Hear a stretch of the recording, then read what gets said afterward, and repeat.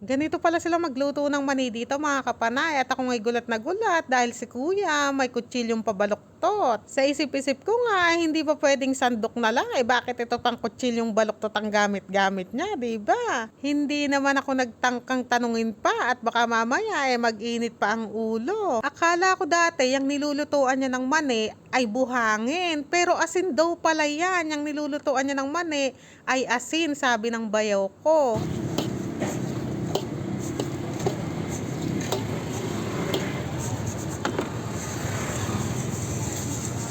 Pagkaluto nga ay binibitsay niya nga.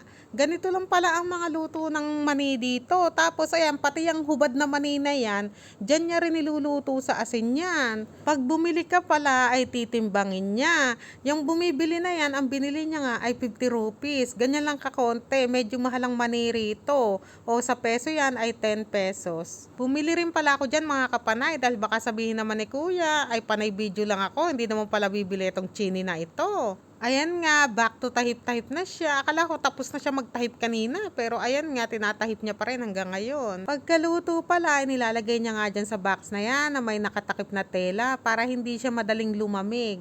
Ito palang mga nagtitinda ng mani ay lumalabas lang sila pag winter. Hindi tulad sa Pinas, diba? Kahit na anong buwan sa taon ay may nagtitinda talaga ng mani. Dito ay ayan, marami na lang titinda ng ganito pag winter. Pag summer, wala ka man makitang naglalakad-lakad na nagtitinda ng ganito. Ganyan pala karami yung 100 rupees o 20 pesos sa Pinas. Hindi ko na tinanong kung magkano ang kilo basta nag-abot ako ng 100 at yan nga ang binigay niya sa akin.